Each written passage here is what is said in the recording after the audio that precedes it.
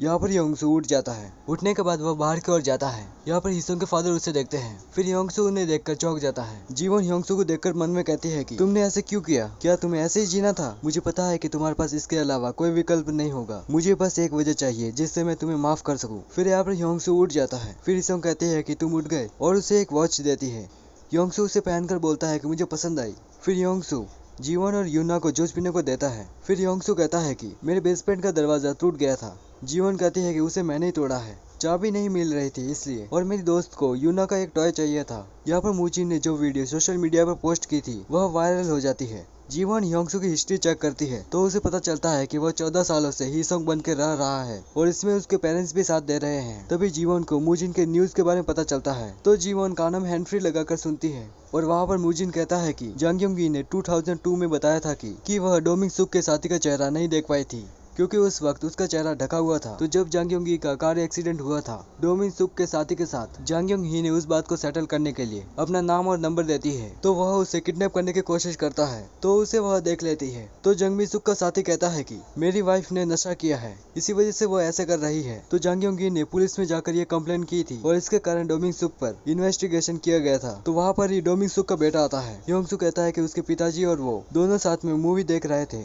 और यह बात को सुनकर पुलिस ने जंग योंगी की बातों को गलत ठहराया और उसका ड्राइविंग लाइसेंस भी काट लिया गया क्योंकि वह उस वक्त ड्रिंक कर रही थी। और उसके 2 वीक बाद डोमिंग सुक सुसाइड कर लेता है और उसके सुसाइड करने के बाद योंगसू सिटी में सीरियल मर्डर केस आता है पर डोमिंग सुक तो पहले ही मर चुका था, इसी वजह से उस केस को बंद कर दिया गया और उसके कुछ ही दिन बाद वह उस विलेज के एक आदमी को मारकर चला जाता है। तो ऐसा हो सकता है कि योंगसू डोमिंग सुक का साथी हो सकता है। फिर पुलिस वापस जंग योंग ही के घर जाती है इन्वेस्टिगेशन के लिए, पर जंग योंग ही कुछ भी नहीं बताती है। वो कहती है कि उस अपराधी की फोन पर मुझे धमकियां आ रही है और इसी वजह से उसने कुछ भी नहीं बताया। और इसी न्यूज को हेसू और हिसोंग की फैमिली देखती है। हेसू इस न्यूज को देखकर घबराने लगती है। फिर यहाँ पर योंगसू जीवन को बताता है कि उसने बेसमेंट का लॉक चेंज कर दिया है और गलती से भी यूना वहाँ चली न जाए, इसी वजह से उसे लॉक कर दिया है। फिर यहाँ पर जीवन योंगसू को मूजिन की न्यूज सुनाती है। बाद में जीवन कहती है कि कल के इवनिंग का शेड्यूल वह फ्री रखे उसके लिए। तो योंगसू कहता है कि क्या तुम मुझे डेट पर ले जाना चाहती हो? तो जीवन कहती है कि वह कुछ ऐसा ही समझ ले। तो योंगसू ठीक है कहता है। वीडियो वायरल होने की खुशी में और 1 लाख फॉलोवर की खुशी में मूजिन क्लब में एंजॉय कर रहा होता है और योंगसू उस न्यूज को देखते हुए मूजिन को कॉल करता है। मूजिन नशे में बाहर जाकर बात करता है। योंगसू कहता है कि अपराधी की आवाज सुनकर उसे कुछ गड़बड़ लग रही है। मूजिन कहता है कि मेरा केस मेरे लिए इम्पोर्टेंट है तो वह उसे ना बताए कि उसे क्या करना और क्या नहीं करना है। योंगसू कहता है कि कम से कम तुम्हें तो मेरे ऊपर विश्वास करना होगा कि वह डोमिंग सुक का साथी नहीं है। मूजिन कहता है कि मैं तुम्हारे ऊपर यकीन नहीं करता। जीवन काउंटर सेंटर जाकर योंगसू के बचपन की काउंटर देखने लगती है। यहाँ पर हिसोंग के फादर हिसोंग से कहते हैं कि योंगसू तुमने मेरा भरोसा तोड़ दिया है। योंगसू कहता है कि मैंने टैक्सी ड्राइवर को बिना मारे ही प्रॉब्लम सॉल्व की थी तो तुम किस वजह से गुस्सा हो? वे कहते हैं कि यह बात अलग है और एक आवाज को प्ले करते हैं और कहते हैं कि ये आवाज डोमिंग सुक की है। योंगसू कहता है कि नहीं। हिसोंग के फादर कहता है कि मैं तुम्हारे ऊपर यकीन नहीं कर सकता और कहता है कि एक काम करो, अगर तुम्हारे बारे में सबको पता चल जाता है तो तुम्हें यहाँ से जाना होगा बहुत दूर। अगर उसने ऐसा किया तो वह अपनी पूरी उम्र उसके वाइफ और बेटी की देखभाल करेगा। तो हिसोंग मान जाता है। यहाँ पर मूजिन ऑफिस में सो रहा होता है। मैम कहती है कि मूजिन उठो, तुमसे मिलने कोई आया है। मूजिन कहता है कि कौन आया है? तो मैम कहती है कि वो अपना नाम हेसू बता रही है। मूजिन शॉक हो जाता है। वो कहता है कि मेरे कपड़े कैसे हैं, मैं कैसा लग रहा हूँ?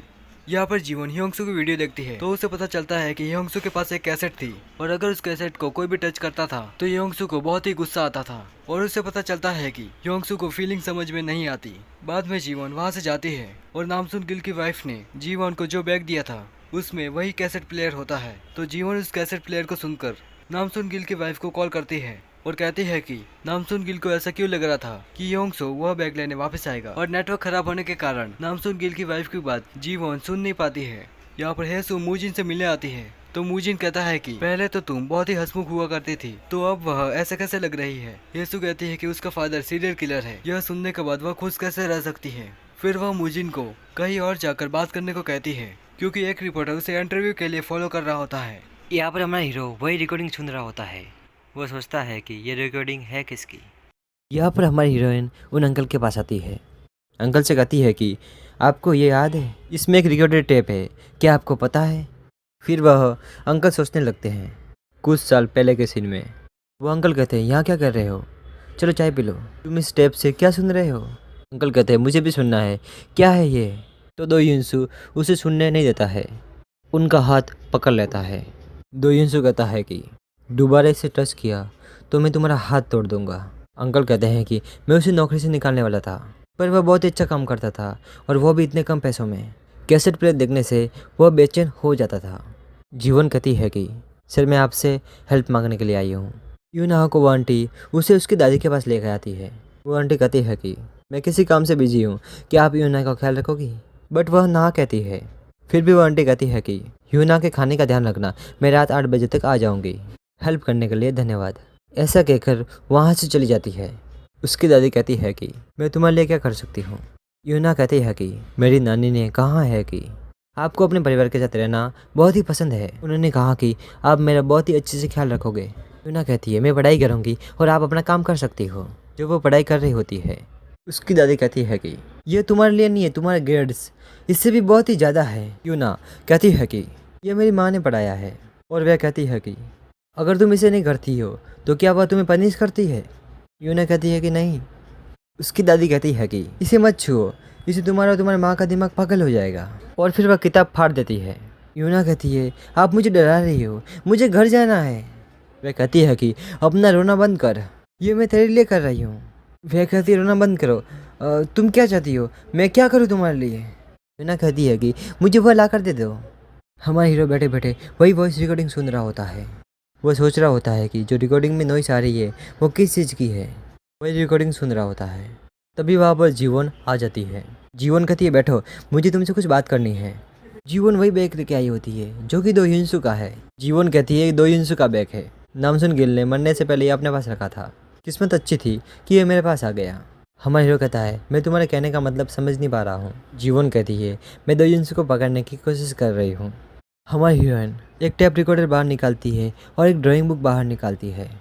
हमारा हीरो वह ड्राइंग बुक देख रहा होता है। जीवन सोचती है मैं भी तुम्हारी तरह बन सकती हूँ, बिना पलक झपकाए झूठ कह सकती हूँ। जीवन कहती है कि मुझे लग रहा है 2 युनसु अभी भी मेटल वर्क कर रहा होगा। उसने बहुत सारे मेटल वाले सामान भी बनाए हैं ताकि वह अपने हुनर को न भूल सके।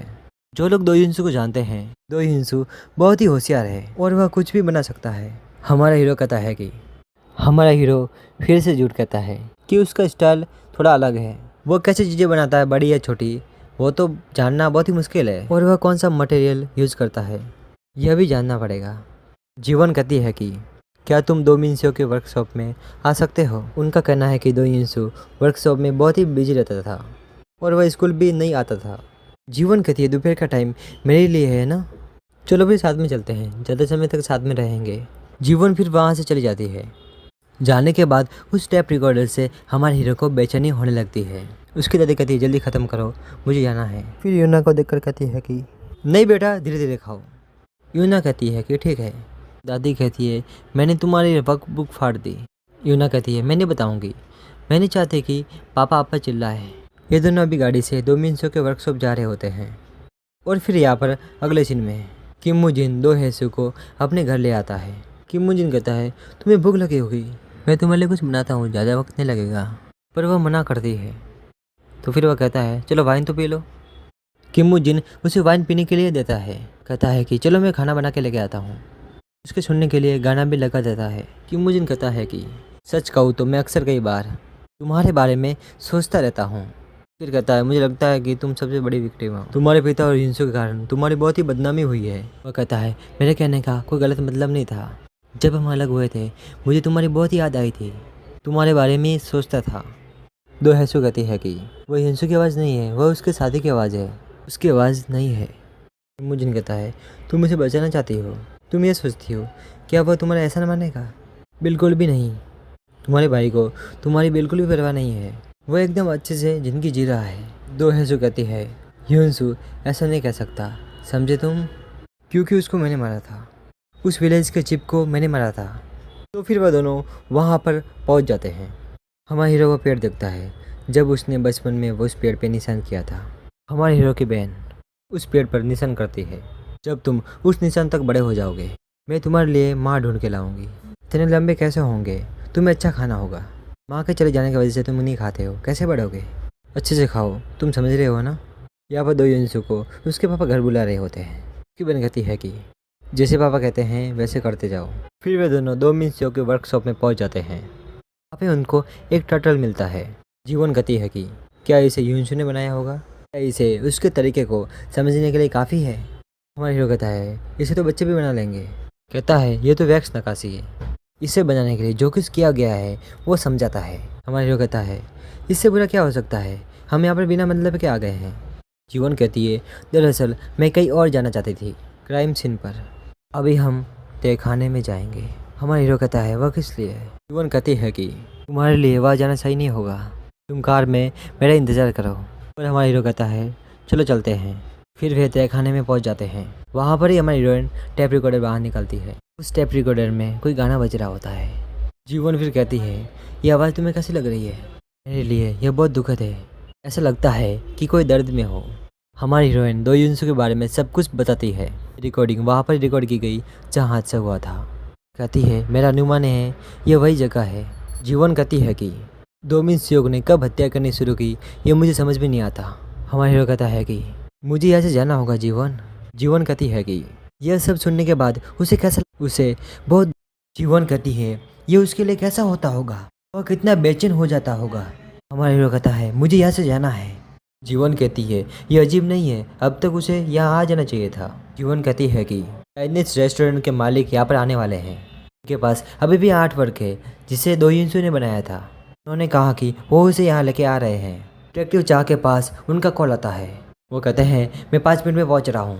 इसी वक्त हमारे हीरो को बहुत ज़्यादा बेचैनी होने लगती है। जीवन मन में सोचती है दो यूनिट्सु अपना असली चेहरा दिखाओ। दो यूनिट्सु आउट ऑफ कंट्रोल हो जाता है। जीवन के गले पे हाथ रखता है। हमारा हीरो नीचे गिर जाता है। हमारा हीरो कहता है मैं नहीं कर सकता, मैं सांस नहीं ले पा रहा हूँ। हमारा हीरो कहता है ये बहुत खतरनाक था, मैंने चढ़ने की कोशिश की पर मैं नहीं कर पा रहा था। जीवन कहती है मैंने ज़्यादा तो नहीं कर दिया। मन में सोचती है पर उसने मुझे 14 साल तक झूठ बोला है, खुद को कमज़ोर नहीं होने दे सकती। यहाँ पर ये औरत मंदिर में होती है। उनसे मिलने के लिए रेस्टोरेंट के मालिक आते हैं। अंकल कहते हैं डिटेक्टिव चाहे क्या, आप उसे यहाँ क्यों ढूंढ रहे हो। अंकल कहते हैं क्या हमें यहाँ नहीं मिलना था। जीवन उन सर को कॉल करके कहती है कि मेरे पति अचानक बीमार पड़ गए इसलिए मैं और वहाँ रुक नहीं पाई। हमारा हीरो कहता है दो यूनिट्सों की तलाश मत करो, हमने कहा था कि वह एक सीरियल किलर है, यह फिर खतरनाक होगा। जीवन कहती है इसलिए मैं उसे पकड़ना चाहती हूँ। उसे अपने पिताजी से कई बात याद आती है, नकली पिताजी से, कि उसकी आइडेंटिटी सबके सामने ना आ पाए। दो हैसू कहती है कि मुझे पता है कि तुम ह्यूनसू के एक लौते दोस्त थे, डैड की तुम बहुत ही रिस्पेक्ट करते थे। जिसने मुझे बेइंतहाम प्यार किया वो भी बिना किसी मतलब के।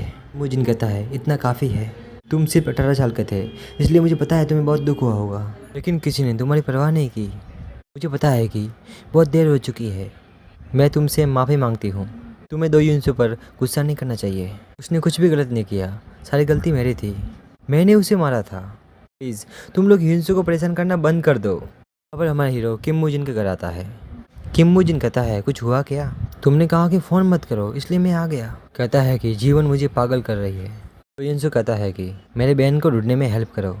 हमारा हीरो कहता है कि अब से जो भी कुछ हुआ मैंने तुम्हारी कमजोरी का इस्तेमाल किया उसके लिए सॉरी। जब हमारा हीरो किम मुजिन के घर पे होता है, हमारे हीरोइन ने हमारे हीरो को नई वॉच दी थी, उसके द्वारा जीवन हमारे हीरो को ट्रैक करती है। उस वॉच में ट्रैकिंग डिवाइस फिट करवाया होता है।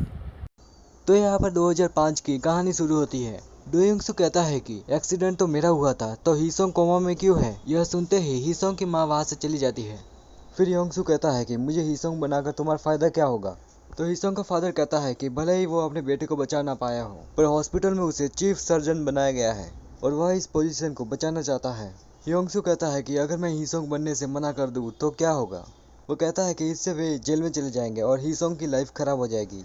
तो यह सुनकर योंगसू मान जाता है। यहाँ पर हीसोंग के फादर ह्यूंगसो को हीसोंग की पास्ट के फाइल देते हैं। फिर हीसोंग के फादर ह्यूंगसो को हीसोंग बनने को कहता है और यहाँ पर हीसोंग की आईडी बन जाती है। अब सीन प्रेजेंट टाइम में आ जाता है जहाँ पर मुजिन ह्यूंगसो को कहता है कि वह हीसू को क्यों ढूंढ रहा है। तो हीसोंग कहता है कि जीवन ह्यूंगसो को पकड़ना चाहती है मुजिन की रिपोर्ट देखकर, और वह कहता है कि हेसु जहाँ पर थी वहाँ पर डोमिंग सुक के अंतिम संस्कार में एक आदमी आया था और वह हेसु से भी मिल चुका है। तो अगर वह हेसु को ढूंढ लेता है तो उस आदमी के बारे में सब कुछ पता चल जाएगा ताकि मुजिन हेसु का इंटरव्यू ले सके। यहाँ पर जीवन ह्योंगसू के लोकेशन को ट्रैक करती है और वह सोचने लगती है कि ह्योंगसू मुजिन के घर क्या कर रहा है। यहाँ पर हीसोंग वापस जाकर सोने जाता है तो जीवन हीसोंग से कहती है कि वह कहाँ पर गया था। क्योंकि कार में से फ्रेशनर की स्मेल आ रही थी। तो हीसोंग कहता है कि वह कार में से कुछ लेने गया था। फिर वह जीवन के साथ सो जाता है और वह जीवन को अपनी तरफ चेहरा करने को कहता है। फिर वे दोनों सो जाते हैं। अगले दिन वापस जीवन हीसोंग की लोकेशन ट्रैक करने लगती है। यहाँ पर जीवन एक केस पर काम कर रही होती है। वहीं पर एक लड़का सामान चोरी कर जा रहा होता है, तो जीवन उसे पकड़ लेती है। असल में वह जीवन के पिछले केस का विक्टिम है और उसका नाम इंसू है। उसके पापा के मरने के बाद वह घर से भाग गया था और छोटी मोटी चोरी करने लगा था। तभी जीवन के मन में एक ख्याल आता है कि अगर इंसियो ने सच न बोलकर अपने फादर को अरेस्ट न करवाया होता तो वह आज अच्छी जिंदगी जी रहा होता। तभी डिटेक्टिव चोई कहते हैं कि सच जानने के बाद कोई भी पहले जैसा हो सकता है। वूजिन कहता है कि यह तो पॉसिबल नहीं है। फिर योचुर वहाँ पर आकर सबको बताता है कि अगले वीक में वे लोग योंजी सिटी के केस पर री इन्वेस्टिगेशन करेंगे। यहाँ पर मूजिन हीसोंग को कॉल करके कहता है कि उसने हेसु को ढूंढ लिया है और वह उससे शाम में मिल सकता है। तो इस पर हीसोंग कहता है कि जंगमी सुक का किडनैप होने से पहले वह अपने पति पार्क क्योंची से झगड़ा करके भाग गई थी। तो टैक्सी ड्राइवर यानी पार्क क्योंची उसने अपने वाइफ को मिसिंग क्यों बताया। मूजिन कहता है कि मुझे भी ये बात अजीब लग रही है। तो यहाँ पर हीसोंग मूजिन को कहता है कि वह पार्क क्योंची से जेल में बात करे। फिर मूजिन कहता है कि तुम मतलबी हो, मैं तुम्हारे लिए इतना सब कुछ कर रहा हूँ, एक थैंक यू तो बोल सकते हो ना। तो यहाँ पर हीसोंग फोन कट कर देता है। मूजिन कहता है कि अरे ये नहीं बदलेगा। फिर यहाँ पर मूजिन हेसु का वेट करने लगता है। वहाँ पर सभी वर्कर्स जाने लगते हैं। फिर हेसु अचानक से मूजिन को देखती है। मूजिन को वहाँ पर देखकर हेसु चौंक जाती है और मूजिन उसे बताता है कि उसने ह्योंगसू को ढूंढ लिया है। यहाँ पर रेस्टोरेंट में मूचोल केस के बारे में अपनी राय बताने को कहता है। तो जीवन कहती है कि उन्हें ये केस नहीं लेना चाहिए क्योंकि ये केस बहुत सालों से बंद पड़ा है और सबूत मिलने के चांसेस बहुत कम हैं। यह सुनकर सभी लोग हैरान हो जाते हैं। वे कहते हैं कि तुम इतना अजीब बिहेव कैसे कर रही हो, तुम तो केस को लेकर बहुत ही एक्साइटेड हो जाती थी। वो कहती है कि ऐसा कुछ भी नहीं है, मुझे बस ऐसा लगा। फिर जीवन के फोन में हीसोंग का कॉल आता है। हीसोंग कहता है कि आज उसे घर आने में देर हो जाएगी और कहता है कि तुम जानती हो वह इंसान जिससे मैं मिलने जा रहा हूँ वह आर्ट और लाइफ का चीफ है। जीवन कहती है कि हाँ मुझे याद है। हीसोंग कहता है कि मैं तुमसे बाद में मिलूंगा और कॉल को कट कर देता है। तो यहाँ पर जीवन वापस उसका लोकेशन ट्रैक करती है और वह समझ जाती है कि वह वापस झूठ बोल रहा है। यहाँ पर हीसोंग हेसु से मिलने जाता है। मिलने के बाद वह कहता है कि वह उसे ढूंढना नहीं चाहता था पर एक प्रॉब्लम हो गई है जिसकी वजह से उसे उसकी हेल्प चाहिए। तो यहाँ पर हेसु उसके गले लग जाती है और रोने लगती है। फिर यहाँ पर पास्ट का सीन चालू होता है और वहाँ पर हीसोंग अंधेरे कमरे में उसी विलेज के मरे हुए आदमी को देखता है जिसको हेसु ने अपने हाथों से मार दिया था। फिर हीसोंग कहता है कि क्या ये तुमने किया है। हेसु कहती है कि मैं उसे कहने आई थी कि वे लोग मेरे भाई से दूर रहे और भूत भगाने वाले कार्यक्रम को बंद कर दे, पर उसने उल्टा मेरे ऊपर हमला करना चाहा। यह सुनकर हीसोंग उसके हाथ में से वह खून के हथियार ले लेता है और उस हथियार के फिंगरप्रिंट्स वह हटा देता है और अपने फिंगरप्रिंट्स लगा देता है। तो हेसु ह्योंगसू को ऐसा करने से मना करती है। ह्योंगसू कहता है कि वैसे भी मैं अपनी लाइफ नॉर्मली नहीं जी पा रहा हूँ, पर तुम अब नॉर्मल जिंदगी जी सकती हो। फिर यहाँ पर सीन प्रेजेंट टाइम में आ जाता है। हीसोंग हेसु से कहता है कि तुम कैसी हो। हेसु कहती है कि यह तो मुझे पूछना चाहिए क्योंकि मेरी वजह से तुम ऐसी लाइफ जी रहे हो। हीसोंग कहता है कि पास्ट में उसने जो भी किया था वो उसका अपना फैसला था। यहाँ पर हीसोंग की माँ यूना को खाना बनाकर देती है। फिर कहती है कि खा लो। फिर यूना मुंह खोलकर आ करती है और कहती है कि मुझे चॉपस्टिक चलाना नहीं आता। तो हीसोंग की माँ उसे खाना खिलाती है। फिर वह कहती है कि कैसा बना है। वह बोलती है बहुत अच्छा। तभी वहाँ पर ह्योंगसू के पापा आ जाते हैं और वह कहते हैं कि अंदर चलो और कहते हैं कि तुम्हारे बेटे की हालत खराब है और तुम उस यूना के साथ बैठकर हंस रही हो। यहाँ पर यूना को वॉशरूम जाना होता है तो वह मेड को बोलती है कि उसे टॉयलेट जाना है, पर मेड उसकी बातों पर ध्यान नहीं देती है और ह्योंगसू की ड्रेसिंग चेंज करने जाती है। तो यूना भी उसके पीछे पीछे जाती है। तो ह्योंगसू की मॉम कहती है कि वह उससे फादर होने की बात कर रहा है। जब असली हीसोंग का एक्सीडेंट हुआ था और उसने तुम्हें कॉल किया था तब तुम कहाँ पर थे। उस वक्त उसने ह्योंगसू का कॉल क्यों नहीं उठाया। तो वो कहता है कि उसने हमेशा सही ही किया है। हीसोंग की माँ कहती है कि इस घर में उसका फादर ही इंसानों की तरह जी रहा है क्योंकि वो तो पागलों की तरह जी रही है। हीसोंग मरे हुए इंसानों की तरह लेटा है। ऐसी हालत में तो वो अपनी मौत मांगता। तो ह्योंगसू का फादर उसे थप्पड़ मारता है, फिर सॉरी बोलता है। फिर ह्योंगसू की माँ कहती है कि मैंने तुम्हें थोड़ा क्या भड़काया, तुमने तो अपना असली रूप दिखा दिया, यही है तुम्हारी असलियत। फिर यहाँ पर ह्योंगसू के फादर जब जा रहे होते हैं तब उन्हें यूना दिखती है। यूना कहते हैं कि मुझे बाथरूम जाना है। तो ह्योंगसू का फादर कहता है कि एक 6 साल की बच्ची पूरा घर घूम रही है और यूना को संभाल के रखने को कहता है और कहता है कि ध्यान रखना कि ये पूरा घर न घूमे। ह्योंगसू की माँ यूना को टॉयलेट लेकर जाती है और यहाँ पर हीसोंग हेसु को अपनी फैमिली फोटो दिखाता है। तो हेसु कहती है कि वो काफी बदल चुका है। फिर ह्योंगसू हीसु को बताता है कि डोमिनसुक के अंतिम संस्कार के वक्त वहाँ पर जो आया था और उसने तुम्हें फिश वाला की चेन दिया था वही डोमिनसुक का साथी था और वही असली अपराधी है और वह की चेन लास्ट विक्टिम जंगमी-सुक का था। जीवन वहाँ पर खड़े होकर सब कुछ सुन रही होती है तो उसे पता चल जाता है कि अपराधी का साथी ह्योंगसू नहीं है बल्कि वो तो अपराधी को ढूंढ रहा है। फिर यहाँ पर हेसू जीवन का फोटो देखकर शॉक हो जाती है। तो वह कहती है क्या ये पुलिस में है? योंगसू हाँ कहता है और वह कहता है कि वह एक केस पर काम कर रही थी और वह पार्क यंग चोंग का केस है और वह कहता है कि वह जीवन के सामने कभी अपनी असली पहचान नहीं आने देगा। हेसू कहती है कि क्या वह जीवन से प्यार करता है? तो योंगसू कहता है कि नहीं, क्योंकि उसे पता ही नहीं है कि प्यार कैसा होता है। यह सुनकर जीवन वहाँ से चली जाती है और चलते चलते वह रो रही होती है। तभी जीवन के मॉम का कॉल आता है। वो कहती है कि योंगसू कॉल नहीं उठा रहा है तो यूना तुम्हें अपनी पेंटिंग दिखाना चाहती है। फिर जीवन कहती है कि बहुत अच्छी है और मम्मा तुमसे बहुत प्यार करती है। फिर कॉल कट करने के बाद जीवन हीसोंग का मेटल डिजाइन और कैसेट प्लेयर्स जलाने लगती है। बाद में वह कहती है वह योंगसू को हीसोंग बनने देगी। फिर यहाँ पर योंगसू और जीवन साथ में बैठते हैं। हीसोंग जीवन को टेंशन में देखने के बाद उसका कारण पूछता है तो वह कहती है कि वह काम की वजह से टेंशन में है। तो हीसोंग कहता है कि वह टेंशन में न रहकर पहले की तरह रहे। फिर जीवन पास्ट की बात करती है, कहती है कि टाइम बहुत जल्दी बीत गया है और क्या वह अभी भी उससे उतना प्यार करता है। तो योंगसू उसके हाथ पर किस करते हुए कहता है कि यह भी कोई पूछने वाली बात है। तो जीवन मन में कहती है कि यूना के लिए वह उसे हीसोंग बनकर जीने देगी। फिर जीवन उसे बताती है कि वह जल्दी ही योंगचो सिटी के केस को हैंडल करने वाली है। अगले दिन हेसू और योंगसू मुजिन के घर आते हैं। यहाँ पर हेसू योंगसू को बताती है कि अंतिम संस्कार के वक्त उस आदमी ने मुझे कीचेन दिया था और वह बोल रहा था कि तुम्हारे पापा ने मेरी एक बार मदद की थी और गोल्डन फिश लक लाती है, इसलिए मैं उसे तुम्हें दे रहा हूँ। और योंगसू की तरफ देखकर उसने कहा था कि वह कितना अनलकी है, उसकी कम उम्र में ही उसके माता पिता गुजर गए और यही सुनकर उसने कीचेन योंगसू को दिया था ताकि उसका लक बन सके। हेसू बताती है कि उस अपराधी ने अपना नंबर भी दिया था पर मैंने योंगसू को बचाने के लिए हमारे घर को जला दिया था, जिसकी वजह से सारे सबूत मिट गए और साथ में वह नंबर भी जल गए। फिर यहाँ पर योंगसू हेसू को एक रिकॉर्डिंग दिखाता है। तुम्हें सुनकर बताना है कि ये बैकग्राउंड नॉइज किस चीज की है। क्या तुम इस बैकग्राउंड नॉइज को जानती हो? येसु बताती है कि मुझे ठीक से समझ नहीं आ रहा है कि ये किस चीज की नॉइस है। येसु कहता है कि शायद मैं पहले भी इस जगह पर जा चुका हूँ क्योंकि यह आवाज उसे जानी पहचानी लग रही है। मुजिन कहता है कि इतनी सुंदर कन्या किसी को कैसे मार सकती है। योंगसू कहता है कि क्या तुम बोल क्या रहे थे? मुजिन कहता है कि नहीं कुछ नहीं। फिर योंगसू मुजिन से कहता है कि तुम तो पार्क क्यों चुन यानी टैक्सी ड्राइवर से मिलने गए थे, मुझे यह बताओ कि उसने तुमसे क्या कहा। तो मुजिन बताता है कि जंग मिसुक जिस दिन पार्क क्यों चुन से झगड़ा करके गई थी उसके अगले दिन ही जंग मिसुक को पता चलता है कि पार्क क्यों चुन का एक्सीडेंट हो गया है, तो उसने हॉस्पिटल और रूम नंबर को पूछकर कॉल कट कर दिया था और उसके बाद से वो मिसिंग हो गई। यहाँ पर जीवन उसी केस को री इन्वेस्टिगेट करती है। ऑफिस में वह अपनी फैमिली की फोटो देखती है और अपनी अंगूठी निकाल कर डब्बे में रख देती है। फिर यहाँ पर जीवन कहती है कि इन लोगों में एक बात कॉमन है कि यह सभी लोग अचानक से गायब हो गए पर इनको किसी ने ढूंढा नहीं सिवाय जंग मिसुक के। जंग मिसुक को उसके पत्नी पार्क क्योंग चुन ने मिसिंग रिपोर्ट कराया था और जब जंग मिसुक का मिसिंग रिपोर्ट बना था तब डंग मिसुक जंग मिसुक के आसपास भी नहीं था और मैंने सबूत के लिए बहुत सारे पेपर लाए हैं, ये हमारे काम आ सकते हैं। यहाँ पर डिटेक्टिव चा कहते हैं कि पहले तो तुम्हें इस केस में इंटरेस्ट ही नहीं था, अब ये सब कैसे? जीवन कहते हैं कि मुझे बस इस केस को सॉल्व करना है। फिर यहाँ पर योंगसो कहता है कि मेरे पापा और उनके साथी को अच्छे से पता होगा कि मिसुक कहाँ गया था। मुजिन कहता है कि मुझे नहीं लगता कि उन्होंने ऐसे ही उसको किडनैप कर लिया होगा।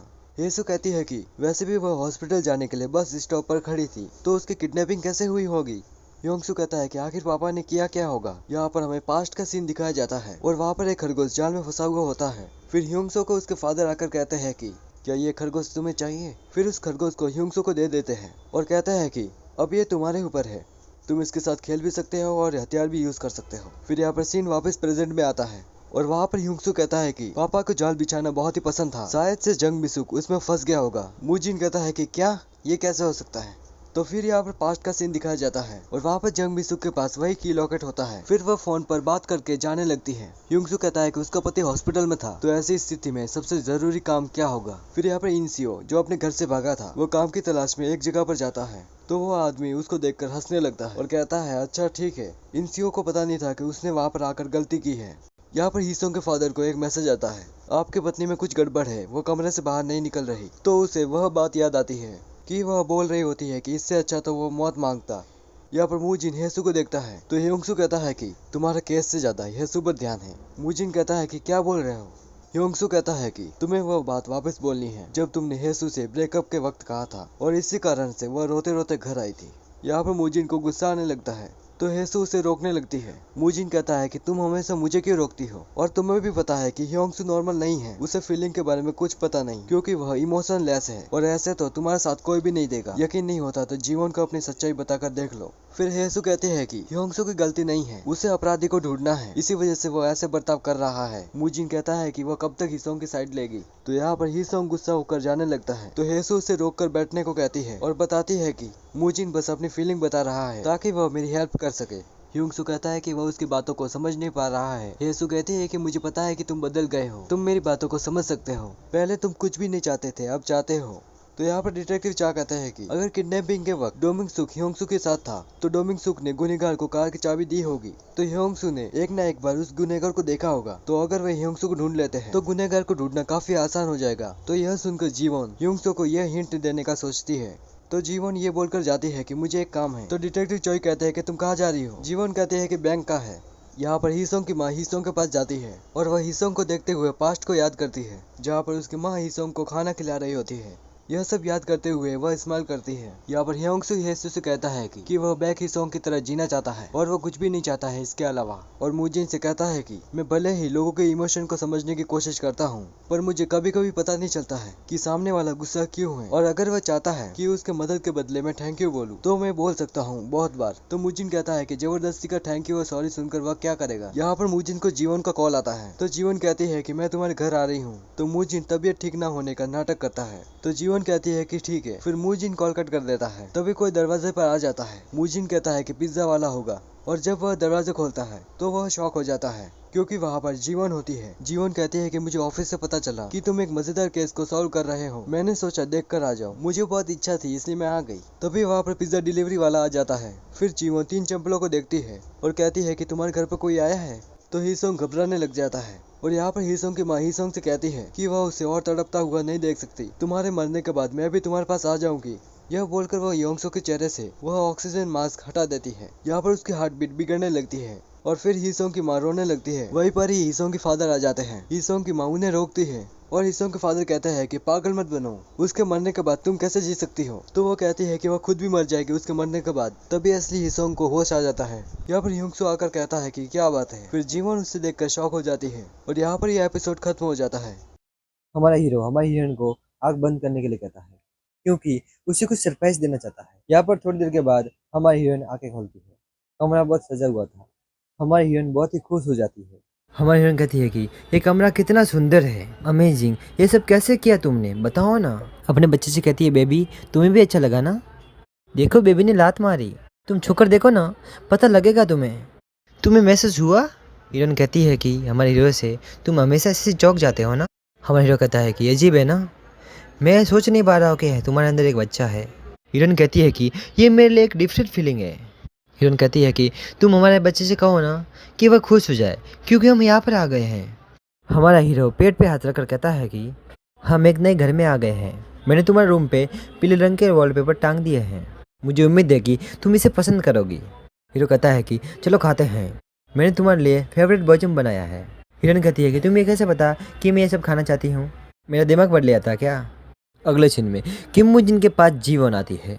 हमारा हीरो भी वहाँ पर ही होता है। हमारा हीरो कहता है, जीवन तुम यहाँ पर कैसे। जीवन कहती है, तुम यहाँ पर क्या कर रहे हो। हमारा हीरो कहता है, मैं मिस्टर किम की कुछ हेल्प कर रहा था, तुम इन शो के बारे में कुछ जानना चाहते थे। जीवन कहती है, मिस्टर किम तुम छुपाना क्यों चाहते थे, कि तुम मेरे पति के साथ हो, मुझे बता देते तो क्या हो जाता। हमारा हीरो मूजिन से कहता है, क्या ये हमारी सीक्रेट मीटिंग थी। किम मूजिन कहता, हाँ मुझे नहीं पता कि मैंने इसे छिपाने की कोशिश क्यों की। जीवन फिर घर के अंदर आती है।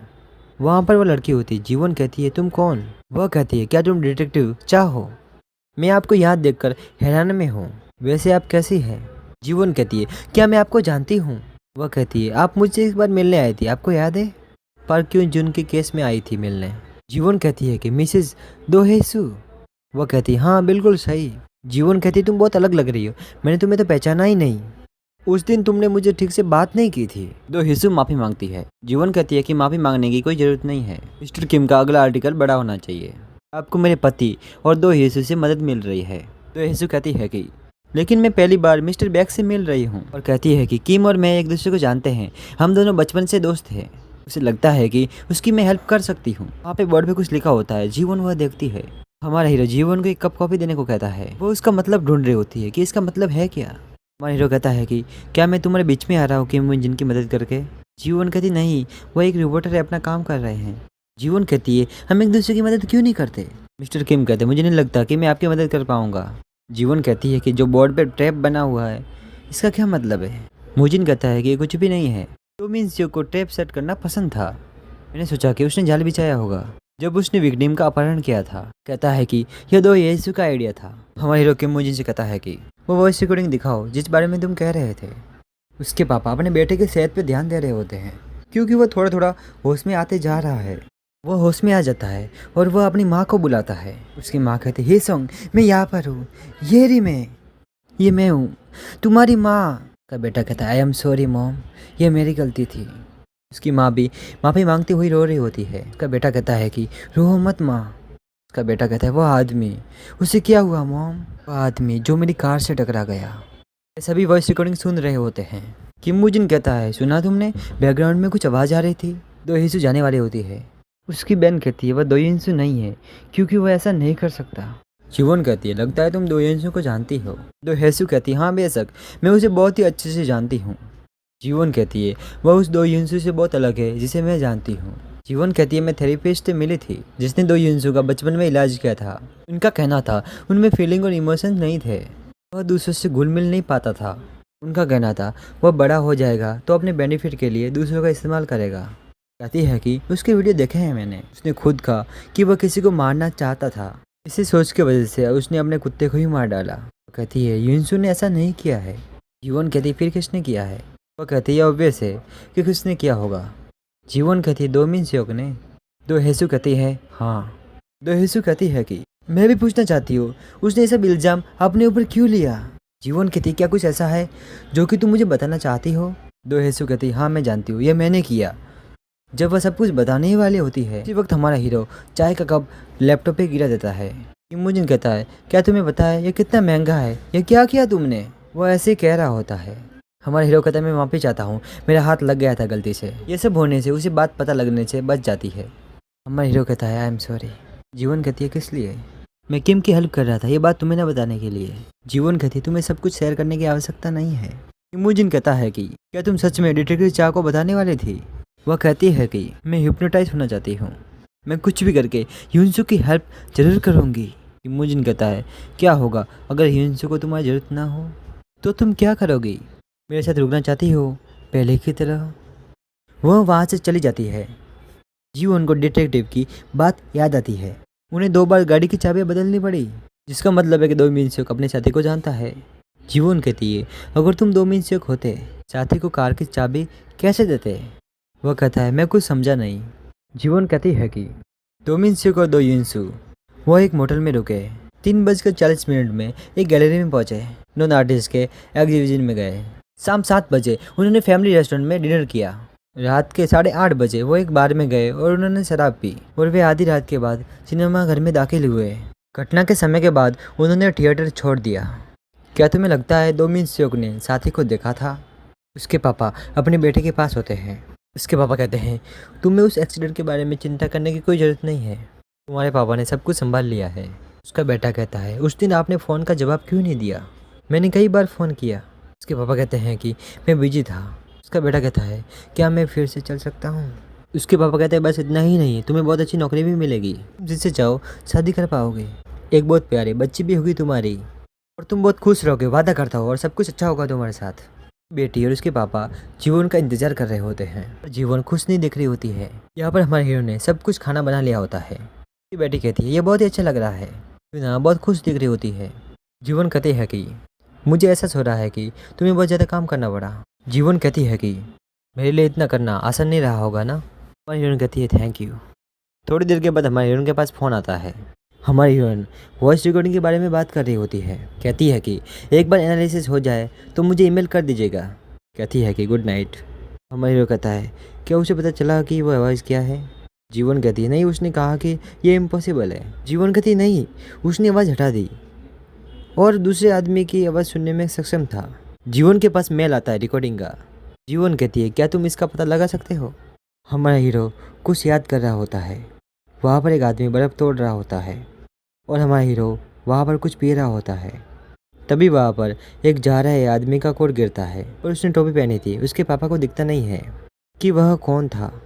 हमारा हीरो कहता है, आजकल तुम खुलकर हंस नहीं रहे हो, बताओ क्या चल रहा है, मुझे बताओ ना। जीवन कहती है, कुछ भी तो नहीं हुआ है। हीरो कहता है, तो फिर तुम्हारा चेहरा उतरा हुआ क्यों है? मैं अब तुम्हारे बारे में वैसा फील नहीं करती। हमारा हीरो कहता है, तुम्हारा मतलब क्या है? जीवन कहती है, हम 14 साल से साथ में हैं, पर तुम्हारे लिए मेरी फीलिंग्स बदल गई है। हमारा हीरो कहता है, पर तुम अचानक से बदल कैसे गई? जीवन कहती है, अब क्या तुम भी मेरे बारे में वैसे ही महसूस करते हो? हीरो कहता है, हाँ मैं करता हूँ। हीरो कहता है, ये सब काम की वजह से हो रहा है, तुम बहुत काम करती हो और आराम भी नहीं करती हो। जीवन कहती है कि मैं बस ये सोचती रहती हूँ, अगर हम अलग हो गए तो मैं कैसे जीऊँगी। जीवन उस वक्त बहुत दुखी होती है और रो रही होती है। क्या कोई कारण था कि मैं तुम्हें पसंद करने लगी? तो तुम्हें प्यार करने का भी कोई कारण नहीं है। कहती है, तुम मुझे पसंद नहीं हो, मैं अब तुम्हें प्यार नहीं करती, समझे? तुम्हारी कोई भी बात अब मुझे पसंद नहीं है। मुझे इससे भी नफरत है कि तुम मुझे ऐसे खुश करने की कोशिश करते रहते हो। कहता है कि लेकिन क्यों? जीवन कहती है, मुझे लगता है कि अब मैं तुमसे नफरत करती हूँ। हमारा हीरो कहता है, तुम मुझे नफरत करती हो, फिर तुम रो क्यों रही हो? जीवन कहती है कि मुझे नफरत है कि मैं तुम्हें समझा रही हूँ। हमारा हीरो कहता है, मैं समझा नहीं, मैं तुम्हें समझ नहीं पा रहा हूँ, आखिर तुम्हारे कहने का मतलब क्या है? जीवन कहती है, मैं तुमसे अलग होना चाहती हूँ। जीवन कहती है, क्योंकि मैं बिल्कुल भी तुमसे प्यार नहीं करती हूँ। हमारा हीरो कहता है, बताओ मुझे करना क्या चाहिए? तुम बताओगे तो मैं सब कुछ ठीक कर दूंगा, मैं सब कुछ ठीक करना चाहता हूँ।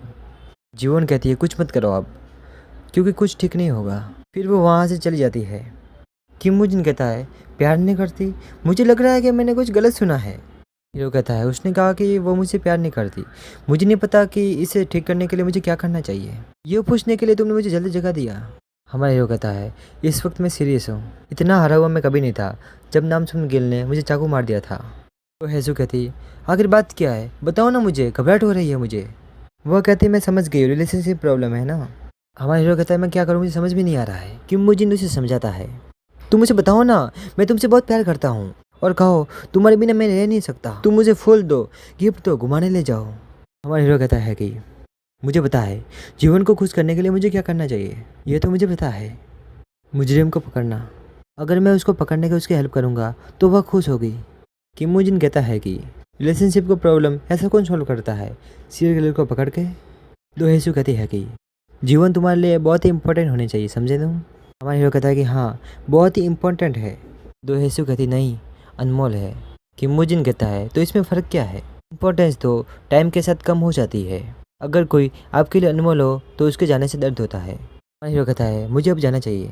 हमारा हीरो कहता है, शायद मुझे पता है उसके साथी ने कहाँ से कॉल किया था, मुझे पता चल गया है कि वह आवाज़ क्या थी।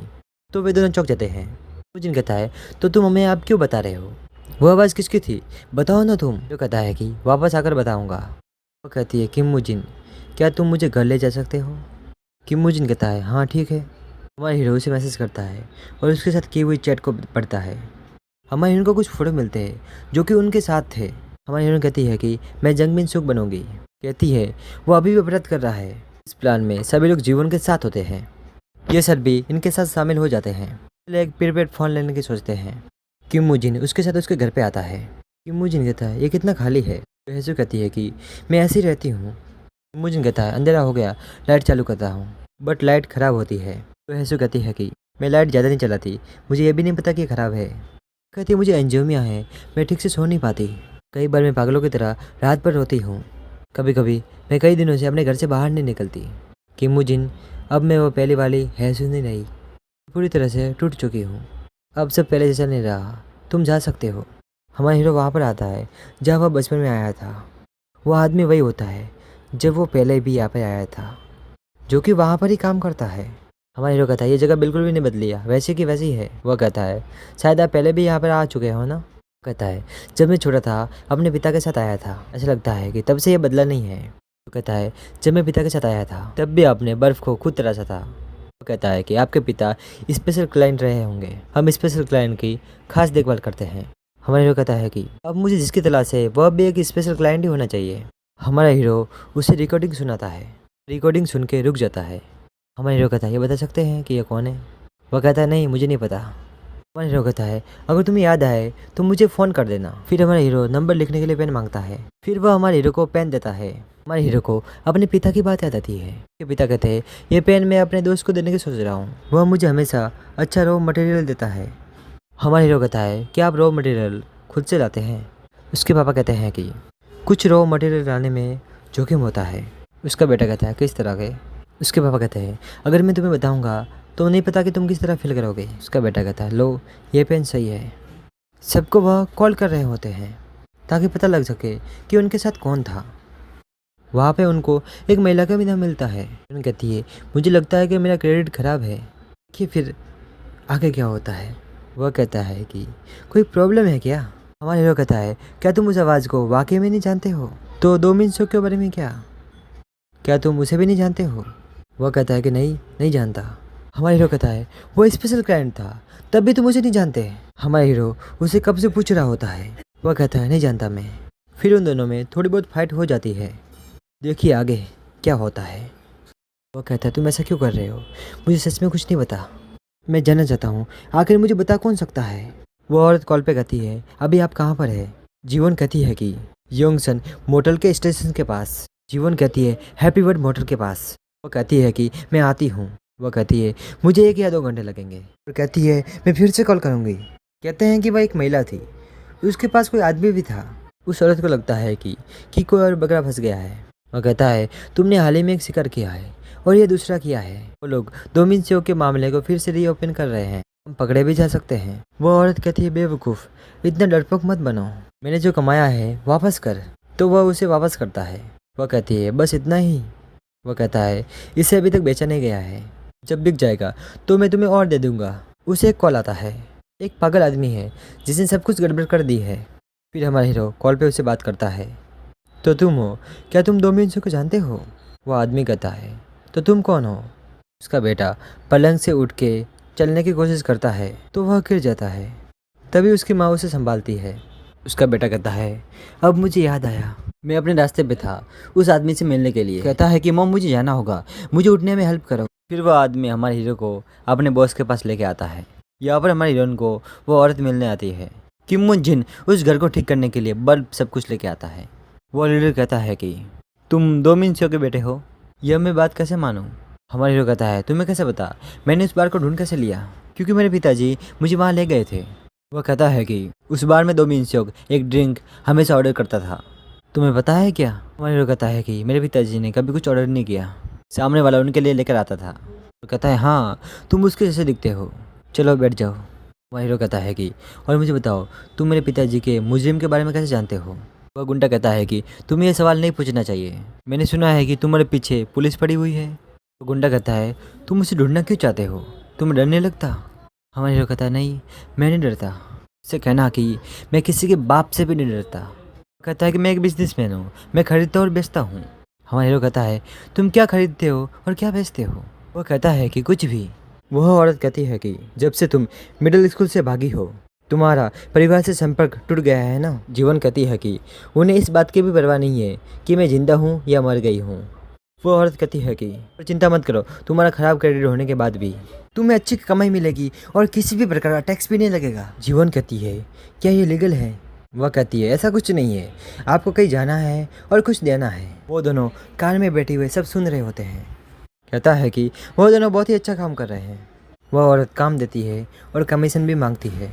जीवन कहती है कि कितना देना होगा? हमारी हीरोइन उसको कमीशन देती है। तुम इसे बेकार मत समझना, बहुत ही जल्द अमीर हो जाओगी। जीवन कहती है कि कानून के बारे में कितना जानती हो? वो कहती है क्यों, क्या तुम्हें मुझसे कुछ पूछना है? जीवन कहती है कि अगर कोई भी व्यक्ति किसी को रोजगार दिलाता है तो वह उससे कमीशन नहीं ले सकता जब तक वह किसी नियम के निर्धारित ना हो। जीवन पुलिस स्टेशन जाने को कहती है।